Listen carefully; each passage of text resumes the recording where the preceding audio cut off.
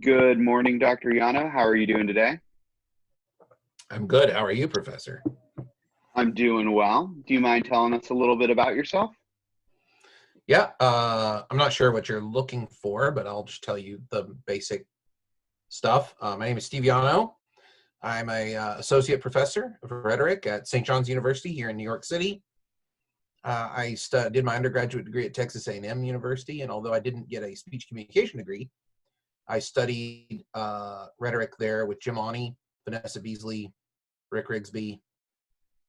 I'm sure I'm leaving somebody out, and they're going to be pissed when they hear this.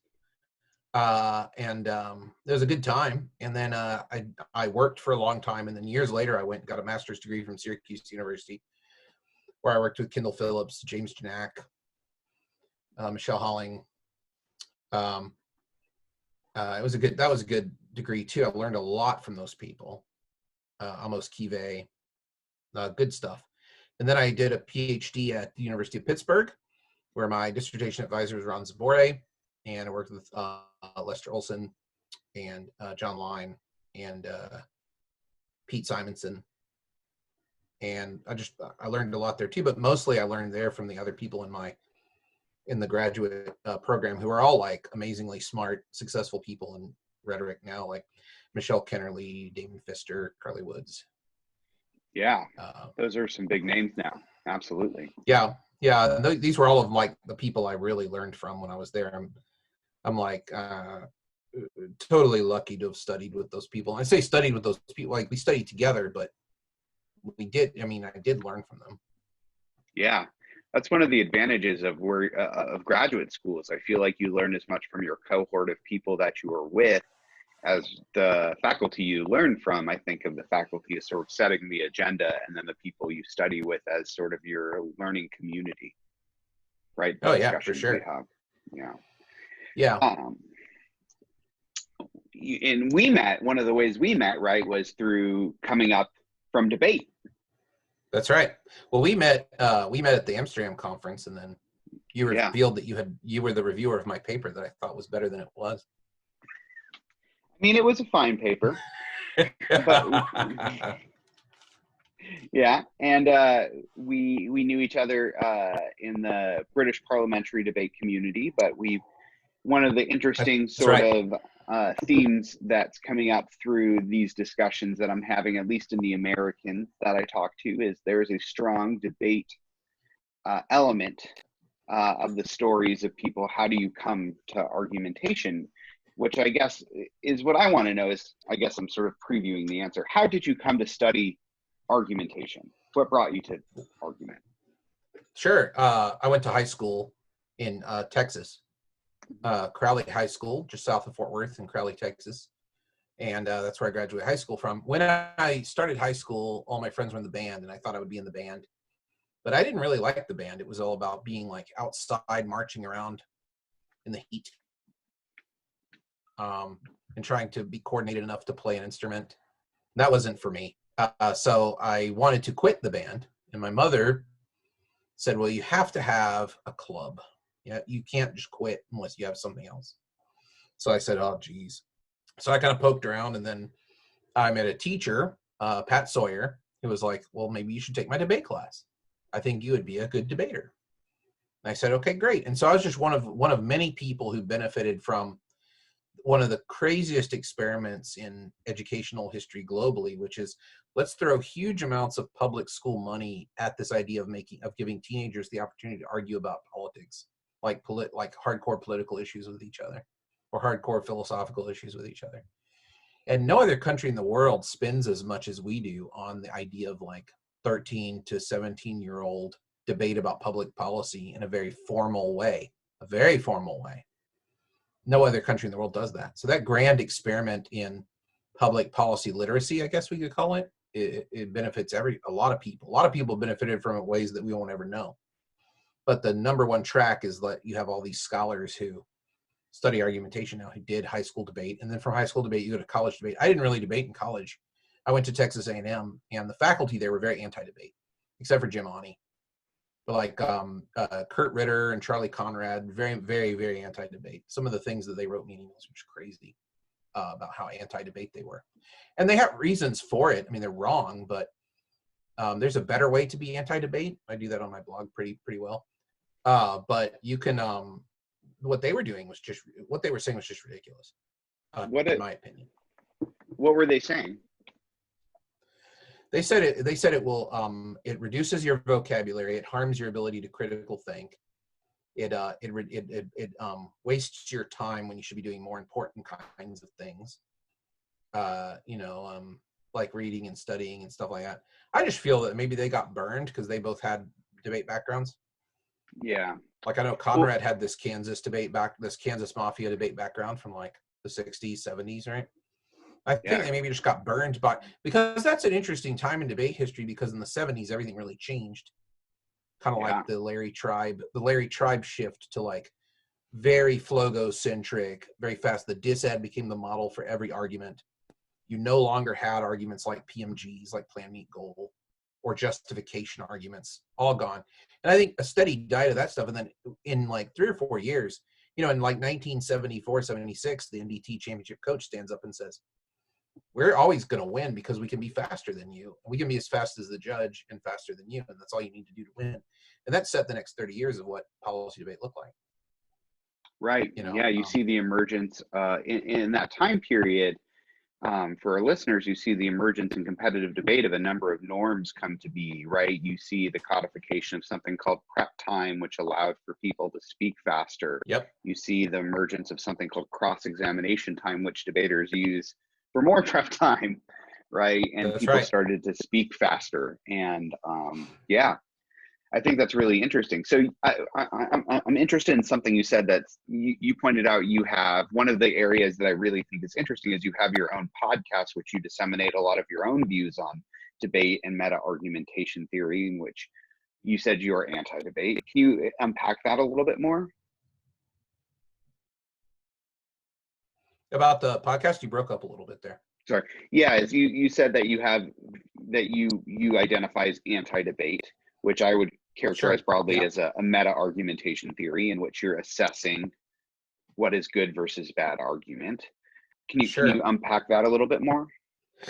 Well, I think that one of the things that I also distinguish debate from argumentation. That's something we do very well in the scholarship. I think debate is worth its own study. Argumentation is its own thing, and debate is its own thing. I think they're separate enough to where combining them together seems like you're leaving out a lot of interesting stuff. But I guess the way I would say anti-debate is, I often say that just to make fun of my critics. I'm not anti-debate. I'm anti the way that we think about debate. And we think about debate as something one does in a competitive tournament, and that's about the limit of it. And that doing it in a competitive weekend tournament is going to somehow be pedagogical and somehow expand into kind of a global approach to how one would debate, or even how one would think about politics, which I think is even more bizarre. I think that if you're going to study debate, you have to study it. I'm a big believer in the Chaim Perlman Ulbricht-Stidicka book. I think that's the best debate and argument book ever written. What book is that for those? I think it's just New Rhetoric, the treatise on argumentation. I can't say it in French, but people on my podcast do, and it embarrasses me. But the Perlman Ulbricht-Stidicka book is just head and shoulders above any other argumentation book out there, I think. It's just this comprehensive kind of inductive approach to it. And what I mean by that is they just to boil it down in incredibly simple terms, you have to take seriously what people are doing every day when they're engaging in argument and debate in order to understand how to study and how to make comments on argumentation and debate. So I think the problem with contemporary debate practices intercollegiately in high school is that they teach people to not take everyday audiences seriously. They say, oh no, they won't understand it. They're not smart enough. What you're doing is the smart debate. And they won't understand what you're saying. And they don't understand what you're saying because they're not smart enough. You're smart enough. And I think that comes with this kind of like hyper competitive attitude towards tournaments where we conflate intelligence and smartness with winning these debate rounds, which are incredibly compact, poor metaphors of what debate looks like in the public sphere. Yeah, That's my critique. As short. I mean, I can talk about this for hours, as you know, I don't Yeah. want to like monopolize the whole thing on that, but that's as short and as clean as I can make my response. But you know, there are people who I worked with who teach debate in China and stuff are like, oh yeah, Llano, he's anti-debate. He's anti-debate. So I just make fun of them by Yeah. just taking it on and saying, yeah, I probably am. If your conception of debate is a weekend tournament, I'm anti-debate. No, and I think you make a really important argument that historicizes what we understand as debate as unique as a particular moment in history. Because if you go back to the 1920s, the 1910s, debate used to be understood as a public event, as an exercise in public reason, where we didn't sever commitments from convictions. And largely the tournament, as we understand it, is a product of people trying to fit in as many rounds due to a number of constraints. And it's just a historical accident. And that we sort of now think of that as the debate should be understood just as contingency. Yeah, no, I think that's right. I think, I mean, a lot of it is political in the sense that you can map the rise of intercollegiate debate along the shift in American colleges from intramural sports to intercollegiate athletics. Mm-hmm. So from like Reconstruction, like 1870s, 1880s on, you find it is so much higher now that we have intercollegiate sports. What else can we make like this? What other wells can we tap into to make more of this? And debate was an obvious one because generally you just had an intramural debate and you didn't really have much beyond the literary society. So it's just the students of Yale debating each other. But what would happen if Yale and Harvard agree to have a contest every year? And then other universities get into it. And so there's a bit of a university PR angle there and a bit of a narrowing of thinking about it. But there were people like Howard Woodward, who was a debate coach in the 1920s, whose students wanted to debate would socialism be good for the US? And he's like, I don't think we can get fair judges for that. I think it's too biased a topic. But he said, but because the students could learn something about it, I felt like we could have debate without judges and just let the audience see it and just not have a vote, because the audience would be too biased. So that's a really interesting approach that mirrors some of what happens today in intercollegiate debate. I don't care about the judges. This is my advocacy. I'm going to rap. I'm going to read poetry. I'm going to dance, whatever. Performance debate. There's a bit of that there. But then there's also this intense focus on what's good for the students in terms of a pedagogical activity. Yeah. And that might be where that's where we're lacking, I think. I think the performance debate has a lot of advantages to it. I like it. I think it's a positive thing. But there's also this kind of like lack of a pedagogical angle on it. Yeah, no, I think children learning, as the great George W. Bush, the former president, said, is our children learning? I think it's a good question. Well, so I want to sort of bring this back a step of abstraction, because I think this is an interesting conversation. But more broadly, you created this distinction between argumentation and debate, whereas I would see debate as a subsection of argumentation, one that's incredibly designed as an attempt to study it in a, well, I disagree with Gordon that it is not a laboratory. I think it very much is a laboratory. What does the study of argumentation offer society? Yeah, let's start with this laboratory metaphor. I'd like to start there and kind of work from that. So I think in many ways, debate is a laboratory. It has to be, because if you think about a chemistry lab where the philosophy is students have to work with dangerous and caustic chemicals in order to understand how chemistry works. We have to have reactions. Yeah. And that's dangerous. That's why in chemistry labs across the country, in high schools and colleges, there are emergency eye wash stations, first aid kits, burn treatment kits, because this stuff you're playing with the real thing. And in debate, we're playing with words, which are just as dangerous. You know, sticks and stones will break my bones, words will never hurt me. Like total garbage. Every one of you listening can remember a time when someone said something that burned you on your soul.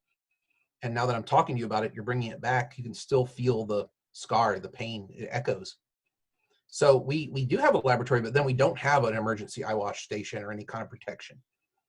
But we're dealing with the real thing. When we talk about public policy and people's lives and war and violence and the legal status of different kinds of people around the world, we're playing with the real thing, and it's as dangerous as playing with these chemicals. It really does impact people's minds and feelings and hearts and things like that. So it's very, very, when you say it's a laboratory, it's very, very real world in the sense that in order to learn how to do this, we have to practice with the real thing. But since no one is putting forward something that they think should change right now, like an advocacy from their personal life, they're assigned the topic and they're assigned the side. It makes it a little bit more meta. Just like how in chemistry lab, you might not really care about how sulfur interacts with da-da-da, but you learn something from that interaction so that in the future, when you're trying to solve an actual problem, you remember those experiments, you remember how those things interact. So that's the way I would talk about the laboratory model. I think it's as realistic and more dangerous than a chemistry lab. And I think we probably should think and talk about how to protect people's identities and thoughts and things like that from the caustic nature of what people say. Because if you do tell people it's a lab, they're going to take a lot of liberties with their words and hurt a lot of people. We see that. It happens all the time. And it just yesterday over the weekend, the Canadian Nationals, this happened and it sparked they're having in the Canadian Debate Association, they're having a huge discussion about what debate means and who debate is for, based on some pretty horrific comments from an opening team that won, but they said some pretty horrible stuff in their case or made some pretty horrible gestures in their case. And that's what they're discussing, the perception of that. So that's one thing. I would say that the separation of debate and argument is important because argument is not necessarily for a separate audience. It's you and your interlocutor trying to work something out. A debate is you and an interlocutor working something out for a third party, for a decision maker, for an audience. And that's the important thing that I think differs there. I think you can create an argument for an audience, like you can write an essay and publish it, and you're making an argument for an audience there. But the audience also can be your opponent as they read it. And so that's a different kind of operation than, well, I have an opponent here co-creating a text for me. And that's why I find the study of debate more interesting, is it brings in this kind of like third term, this third person who doesn't really exist. Because there's the audience, there's you and your opponent. And what'll come out of the interaction of all three is some position that no one said, but it was said, or some idea that was brought up but wasn't brought up through that triangulation. And I find that to be a very mysterious and interesting process. So yeah, I hope that answered your question. I feel like I got a little off the rails there. Well, what do you think studying that benefits society? How do you think that benefits society? Yeah. So I think the study of debate benefits society in a very direct way, and it teaches you humility, where you can put forward your absolute best argument, all the facts, all the best research, and you just don't have the capability of getting it across to everyone in the right way. One of the things that's really valuable about debate is that you can win, and you could have done a good job and win, and then when you hear people tell you why you've won, you realize how incredibly wrong they are, that they missed it, but they still supported your argument. And I think that teaches you a kind of humility of like, wow, I feel very undeserving. I'm happy I won, but I feel very undeserving of this.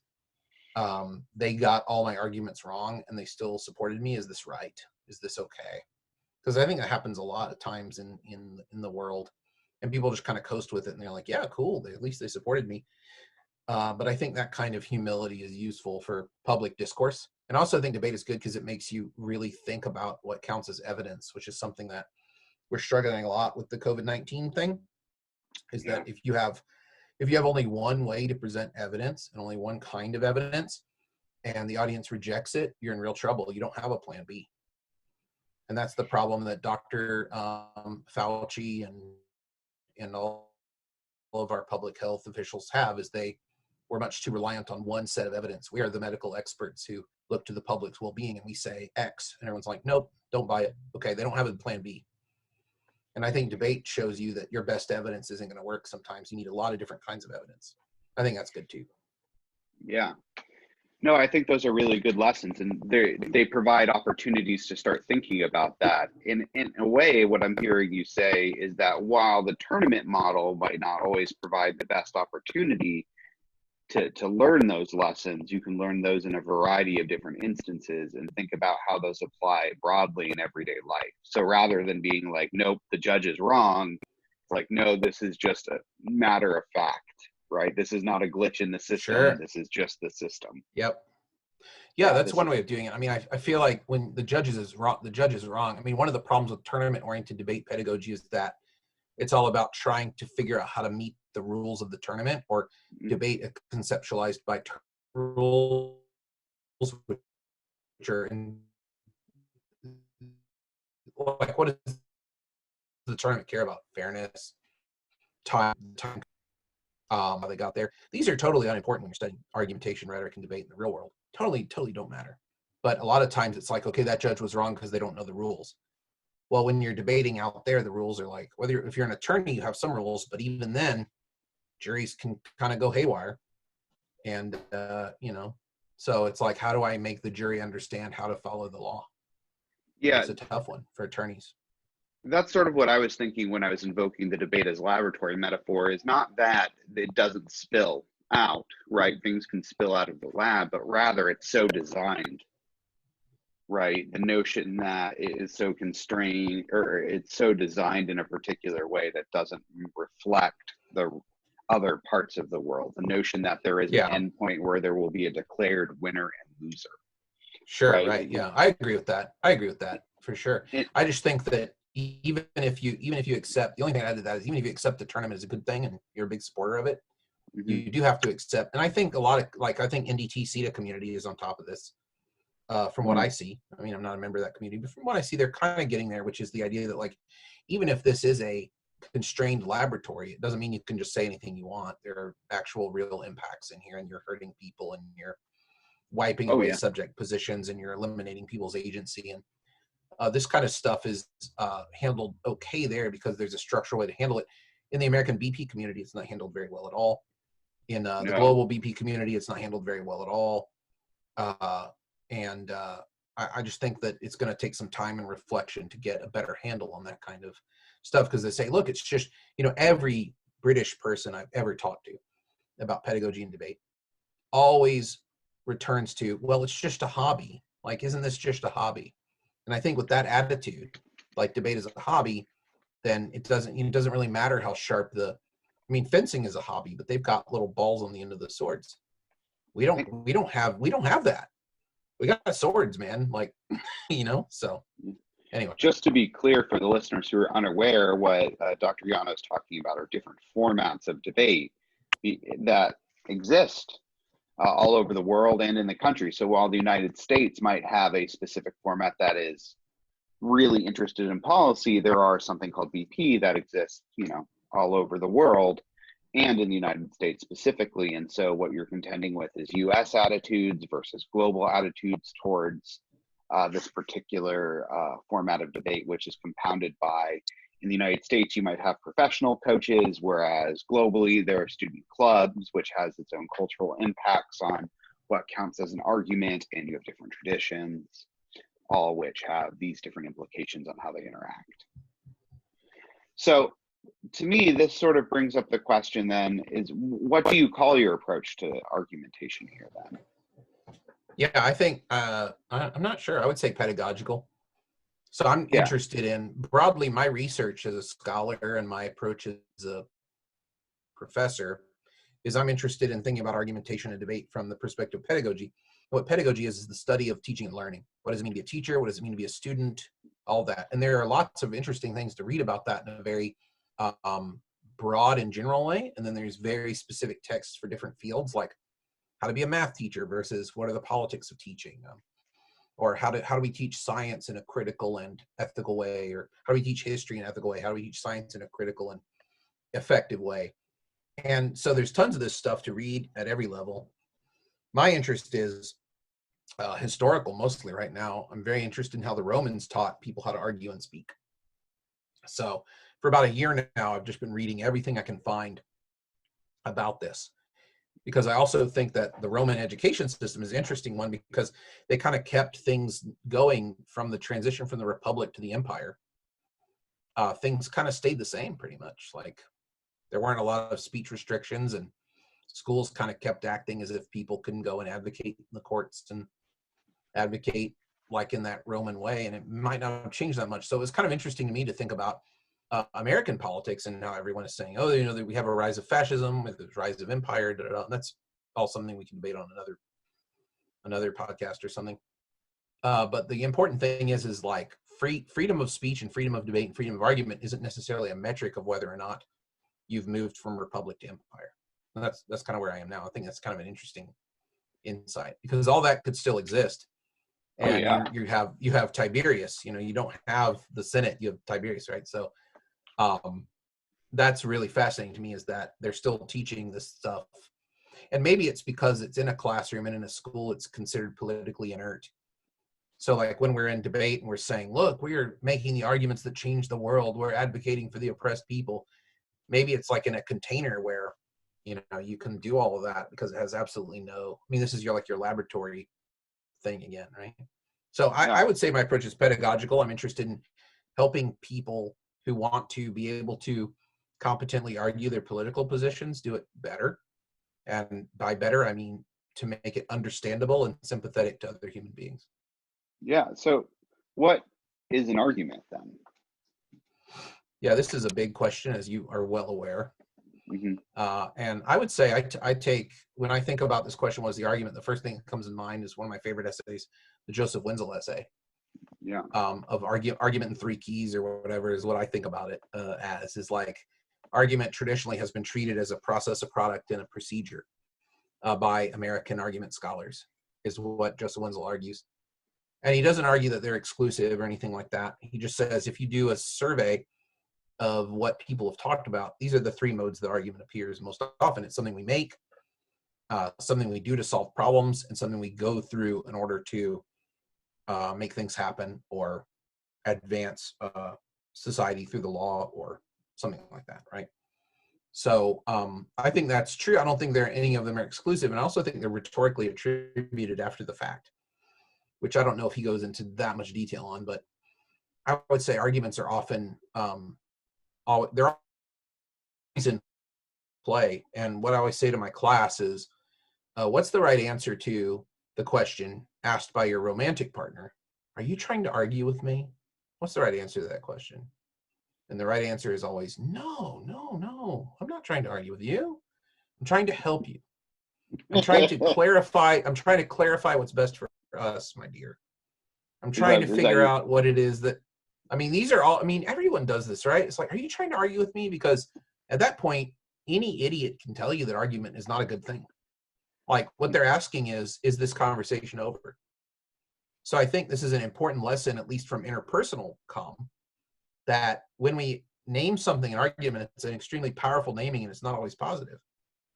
So we can, but we can continue to argue and use the principles of argument in a discussion, in a conversation. That's what's so funny about student affairs departments in colleges right now, with all the sensitivity and safe spaces and cancel culture and SJW culture. You have all these student affairs departments being like, no, debate's bad, argument's bad, we're not going to argue, we're going to have fish bowling. And everyone's going to talk about how they see. So it's, fish bowling is actually a very complex argumentative procedure. If you look at what fish bowling is, right?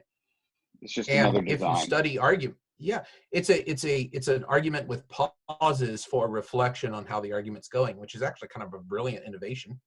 Yeah. Like, let's take a pause in the argument and ask these 2 people who've been taking notes what they think where the argument is and where it needs to go. But they wouldn't say argument, the discussion. And I think another thing that the SJW lefties are doing now is these reverse Q&As, which I think is super interesting. Yeah. So I've seen a couple of these on YouTube where it's like you have a group of people who all believe in X, and the speaker there is asking the questions. They're a person who doesn't think X is a legitimate. Yeah. Whatever it might be, Black Lives Matter, pick a cause, global warming, whatever. And they ask that of the audience, and whoever in the group feels like they would like to answer the question comes to the front and answers it. So it's kind of a very interesting kind of reverse on the Q&A of the single expert. It's like, okay, movement, what do you think? And so there are all these things that are argumentative that it wouldn't be wise to call them such. And then there are things that are also argumentative that would be wise to call them arguments because you get access to different things. So that's my answer. I'd say pedagogically, but is the way I think about it is teaching, and it teaches a lot more than that. But I also say that defining it, I'd say that it's always rhetorically in play, and there might be value to calling it something else. Yeah. So what I'm hearing you say is that in day-to-day ordinary conversation, if I call something an argument, let's say with my partner, that has some value that you should be aware of because it suggests that we're no longer cooperating on something. Right. Yeah. Right. It can shut the conversation. It'll close the moment down. It'll close it down. Right. But I think the other thing that you're saying is that as critics, when we think about argument as more than just end of cooperation, but we can think about it as a number of things. We can think about it as data premise, but we can also think about it as procedure, whether that procedure is, or I'm sorry, as design. Procedure and design are largely the same thing. And that they're being implemented as a series of designs. And debate, by the way, is just one design that we've talked extensively about, and that's sort of where we focused a majority of our conversation today. And I think that's probably where we're going to go for the rest of the talk today. Fish bowling is another example of a design. Another example of a design is these reverse Q&As. So argumentation from this perspective then is about the design of the space that enables the exchange of ideas. Yeah, I think that's a good way of putting it. Is it a question of design? I think that goes right. That's exactly what Wenzel is pointing at too in that essay. Yeah, which I think is just a great essay. I love it. I love reading it every year when I sign it. Oh, it's fabulous. Have you, out of curiosity, ever read Sally Jackson's work? Who? Sally Jackson. Sally Jackson. Maybe. It doesn't ring a bell. Probably not, but maybe. When we're done, I'll send this to you. So how do you identify an argumentative design? Yeah, that's such a heavy question. I mean, I would say that like another way to think about argument is as a perspective. And so you can look at any discourse and say, how am I going to analyze this discourse or make it light up, make it make sense, illuminate it? Whatever you think your job is as a critic comes into play here. Because we could even go beyond rhetoric and calm and say, I want to look at this discourse historically. I want to look at this discourse sociologically. I want to look at this discourse psychologically. All those tools are available to those who are trained in doing that kind of analysis. So you have to say, what's the advantage of looking at this as an argument? And you have to be able to answer that question before proceeding. And I feel like it's important, but kind of easy, is that the argumentative approach will allow us to look at it as a design and a system of exchange of good reasons. I think that's often what people will do who do argumentative. And then it allows us to say something socially about what counts as good reason, what counts as evidence, what counts as claim, what counts as persuasion, which I think is something that sociology, psychology, and history won't offer. Right. So it becomes part of a larger, when you're looking at some discourse, I don't know what it might be, you'd say, I'm going to take an argumentative point of view. That's the first thing that I think you have to do. And then the second thing is, once you commit to that, you need to be able to operationally define how you're finding the bits of the discourse that match up. Like, how do you know this is a claim? How do you know this is proof or evidence? Like, what's your feeling on that? How do you source that perception? And that's kind of your lit review, I guess. Here's where I'm coming from on that with these other thinkers who've helped me think through that. And how do you, I don't know if that's what you're asking, but that's the way I approach it. Is I say, I look at something I'm interested in studying, and oftentimes the thing that I'm studying are kind of obviously argumentative, but I still am not comfortable with just saying, well, it's obviously a thing, and say, no, this, here's why this perspective is good, instead of looking at it as like, I guess the biggest challenge we face is, why not look at it as a political event? Why look at it as an argument? Why not look at it through the lens of political science or politics or philosophy? And I think those challenges can be answered because we look particularly at the inductive construction of the discourse in question. I think that's how we offer something that's different and offers better perspective than what the philosopher alone would offer, what the sociologist alone would offer. We would say, well, all that's great, and we actually draw on that quite a bit in our research, I think, as a field. It's not like we're opposed to them, but then we would say, let's look at the language inductively, and let's look at the claims being made here. Yeah. And also that we're not terribly interested in what's true, we're interested in what's said. So. Yeah. Yeah. So what I'm hearing you say is that why you're saying the reason we would choose an argumentative perspective as a discipline as opposed to, let's say, philosophy or political science is because it enables us to answer a particular set of questions such as persuasion or reasonableness, and those are important in different circumstances. Sure. Yeah, I can give you an example. I have Yeah. a couple of times rejected paper that I like, but I mean, it won top paper at NCA, so I don't know what I need to do with it to make it better. But Yeah. it's a paper about the debate about creationism between Bill Nye and Ken Ham. Yeah. So I was like, okay, here's an interesting text. It got lots of news coverage. And my question was, what's the value of doing something like this on such a weird question? Yeah. Like as if a children's TV host and a Bible thumper who raised millions of dollars to build a weird museum where people are where there's like, mannequins of people crawling around dinosaurs and stuff. Yeah. And like a replica of Noah's Ark. What a weird museum. Yeah. Why would their debate solve anything about whether or not there's a God? Why are we doing this? Like, I was just fascinated by that question. Right. And so that's kind of the approach. The research question I had was something like, what's the value of this kind of show debate about an unanswerable question? Right. What did you find? The discourse of the debate itself is interesting. Well, I actually found the media coverage of it much, much more interesting. And because they're trying to say, why does this matter? Why is this important? Why is this newsworthy? The journalists were actually in a position to kind of answer my question more than Bill Nye, who I think was compensated, and Ken Ham, who raised, he had a banner year of donations after this debate for his museum from the Christian right. Yeah. So his motives were pretty obvious, and Bill Nye, Bill Nye wanted to own these people and show that science is really true and all this. Who knows? But what I found is that in the journalism, I found lots of answers to my question. One is that there's an immense value in kicking up dust on settled things. Like, you have a bunch of books that you haven't read in a while. It's good to bring them out and fan them and dust them once in a while and kick that dust up. Even though it makes you sneeze and it clouds your eyes, that you have to re-articulate your position on some of these things. And that's good, because once you hear your position out loud again, that's extremely valuable, because then you can accept it and reject it as a human being hearing a human being's argument. You can say, oh, well, what's changed? Maybe I should soften my position. Maybe I should harden it. So I think that my answer to it was, these debates are extremely valuable because they kick up a lot of rhetorical dust that has to be cleared. Right. And I think that's the value of these kind of things. That's what I concluded. But what I thought was interesting is, in my research, how the debate itself was interesting, but didn't really help answer a lot of the questions I had. But it was the people talking about the debate, the audience talking about the debate, helped me. Aha, this is what's happening here. The meta debate. Yeah, you could call it the meta debate, or like the reaction, the audience reaction. But like, I read tons of news accounts of it, and I thought, this is really interesting how they're saying, yeah, and of course, people say this and people say that. And I'm like, oh, this is like taking inventory of all the arguments and all the support for these claims about origin stories, like evolution versus creationism. Huh. So how do you go about analyzing these arguments?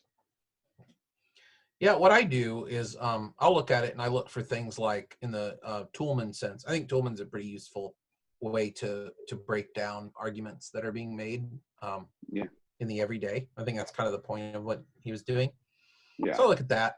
And then I also look at things like, I like to think about universal audience, which is a pro-analytic conception, and say, okay, what kind of audience is this statement aimed at?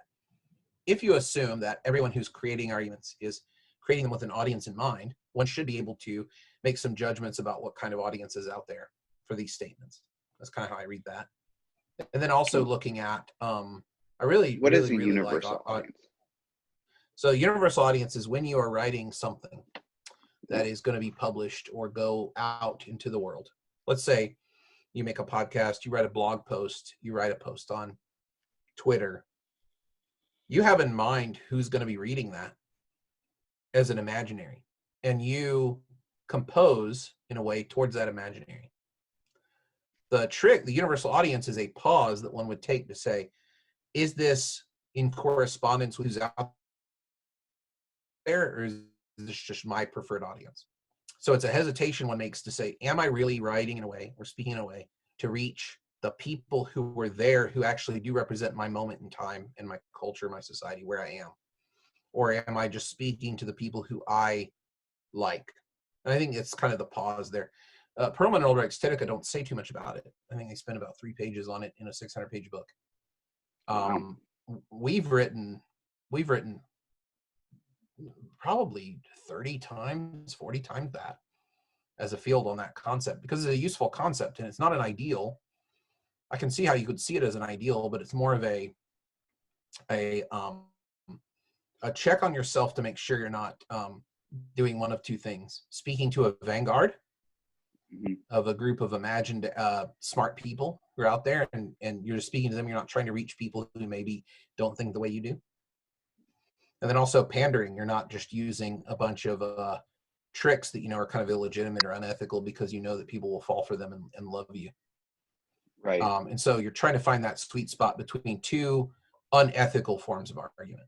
One is I'm appealing to the smarty McSmartsters, and if you don't understand what I'm saying, you're just dumb and you're not even involved in the public conversation. Or hey, I'm gonna make a bunch of like ridiculous, offensive jokes and support me, you know, like pandering.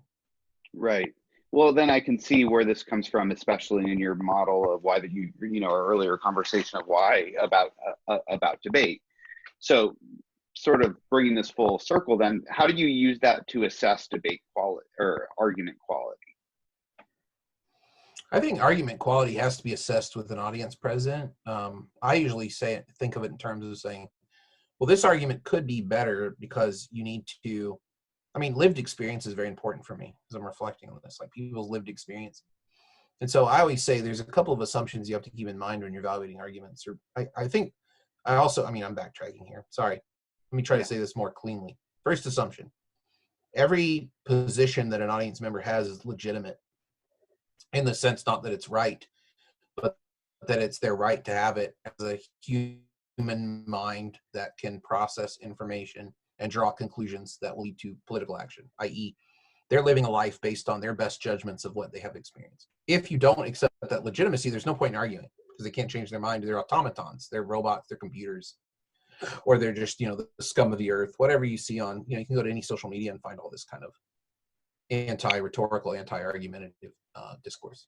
So that's step one. Step two then is, in order to get things across to them, I have to offer things that would affect me too.